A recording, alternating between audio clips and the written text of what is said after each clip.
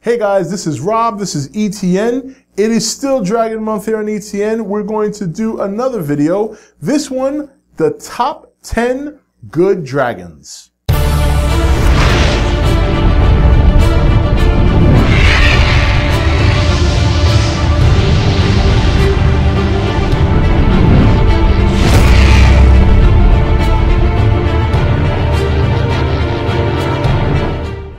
Okay guys, welcome back. So there have been a lot of dragons in entertainment, whether it's video games, TV shows, movies, and this top 10 list was pretty tough to come up with, but nonetheless, I dropped it to the top 10 good dragons. These are good dragons, not bad dragons, only dragons who have been represented in a very noble or good manner.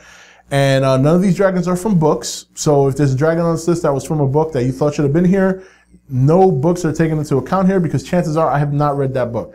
This list is consistent of video game dragons, TV, and movie, and we're going to get started with number 10. So at number 10, we have Elliot the Dragon. Yes, Elliot the Dragon, the big old cute snuffleupagus looking dragon. And look, this dragon was Pete's dragon, for those of you who have seen this movie, and it's very, look, completely good dragon. Very goofy. It's a very popular movie back in the 70s. And it's still to this day, I mean, if you've never even seen the movie, you know who Pete's dragon is, you know who Elliot the Dragon is. It's not as out there as it used to be. Like when I was growing up, even during the 90s, this is a movie that was still shown on TV, and a very cute dragon. It's about as good as you can get when it comes to a dragon. So at number 9, we have Spyro the Dragon. Yes, Spyro the video game dragon. Fairly popular game from back in the day with this little cute but very aggressive and very ill-mannered dragon. And it was a very popular game. A lot of people like this game from back in the days. This little dragon running around doing its thing. And he is number 9 on the list for top 10 good dragons. Okay, at number 8, we have the powerful, the pleasurable, the indestructible Mushu from Mulan. Yes, Mushu, always well-intended, always making mistakes, but nonetheless, at the end of the day, did what he had to do to help Mulan get through what she was going through in terms of disguising herself as a man, to be in the military, to save her father's life. And even though she got caught, she still ended up making it through, helping them and saving the emperor.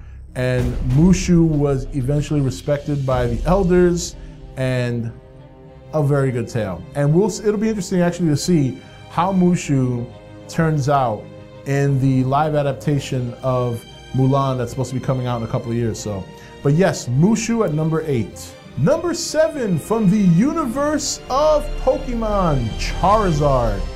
Yes, Charizard, another very, very popular dragon, especially around the time Pokemon first came out here in the States. I remember my younger sister used to collect the cards. I started collecting the cards with her, and Charizard, especially the foil card, was very, very popular. It was very highly sought, very valuable at the time. And this is obviously the 3rd evolution of a Char and then a Charmander. And obviously in the cartoons, a very, very aggressive dragon when he reached the Charizard form, but very, very popular at the time, and that's why he is number 7 on this list. At number 6, we're gonna go back into the 80s. Valkor from the Never-Ending Story. Yes, Valkor from the Never-Ending Story, the flying dragon without wings. In fact, when I was a kid, I used to think it was his ears that made him fly. And even though he had that one creepy line in the movie where he said, "I love playing with kids," or something along those lines, he was indeed a very good dragon. He helped the trio on his quest, and he was considered a luck dragon. Not too sure if that's true or not, but was very popular during that time when that movie came out. Valkor, the luck dragon from Never-Ending Story. At number 5, another very popular dragon from a game, Bahamut. Yes, Bahamut from the Final Fantasy series, a very, very powerful, very aggressive, and popular dragon. First time I ever got to see Bahamut was in Final Fantasy II, the American version, which I believe is Final Fantasy IV. And you have to go to the moon and you fight him. and you have a timer, and if you don't beat him within that timer, he basically blows your party away. But outside of that, he is a good dragon. He's not bad. He really is. Unless you see Advent Children, where the Final Fantasy VII people have to fight him because he's taking control. His materia is taken control by the bad guys. But outside of that, he's always been portrayed as a very helpful, whether you want to call it a summon or an esper, but very tough to control. Very tough to control, but for the most part, always helping your party when you summon him, and he blasts away the enemies. So yes, Bahamut at number 5. At number 4, and we spoke about this dragon a couple of weeks ago when we reviewed Aragon, Saphir. Yes, Saphir from Aragon, a very noble, young, and very strong dragon, very brave this dragon is. Did not talk Aragon out of too much in terms of engaging enemies, was very, very on par with him, but it would have been interesting to see her growth throughout the series. I have not read the books, I've heard a lot of great things about the books. Obviously the movie was not that great, but had they made a trilogy out of it and they improved production, it would have been incredible to see Saphir grow going forward. Hopefully one day when I'm not so busy, I can sit down and read these books so I can experience it for myself. But nonetheless, as far as the character herself and what I saw on screen, and then of course voiced by Rachel Weisz, made it a very intriguing dragon. I thought she was beautifully designed, and that's why she's number 4, and a very noble dragon at that. And at number 3, now this dragon was not as involved in certain activities as some of our other dragons on the list, but nonetheless did not have any shortage of power, as he could grant wishes, and that is Shenron from Dragon Ball Z. Yes, Shenron from Dragon Ball Z. If you gather the 7 Dragon Balls and bring them to Shenron and summon him, you will get any wish you get. For the most part, any wish you want, I should say. For the most part, within reason. You know, you could bring one person back to life, but you could only ever do it once. And Shenron obviously has been throughout the whole Dragon Ball series and is displayed the kind of power he has.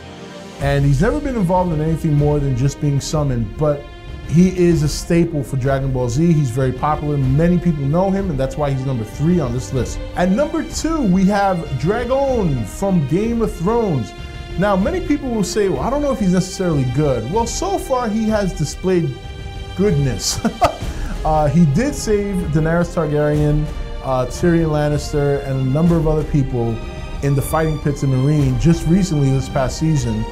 And for the most part has always been, even while he's displayed aggression towards Khaleesi, or rather Daenerys Targaryen, he's always been by her side and he's always helped her.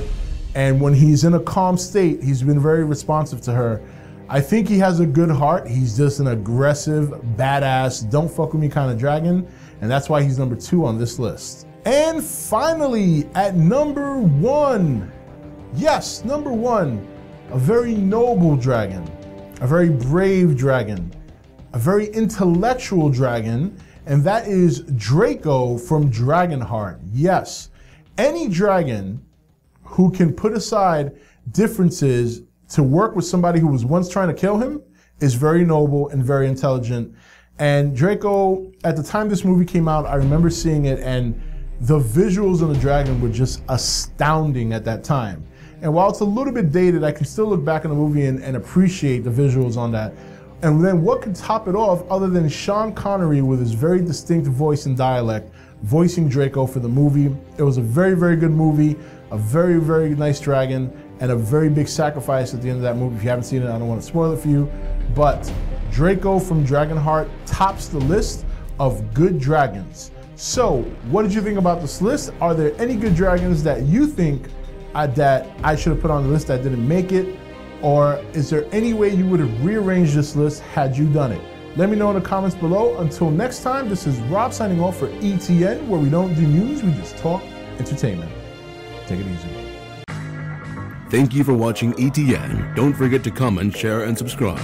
Join the nation's Facebook page to meet other subscribers or visit E.T.N's Facebook page and Twitter page. Links for all are in the description.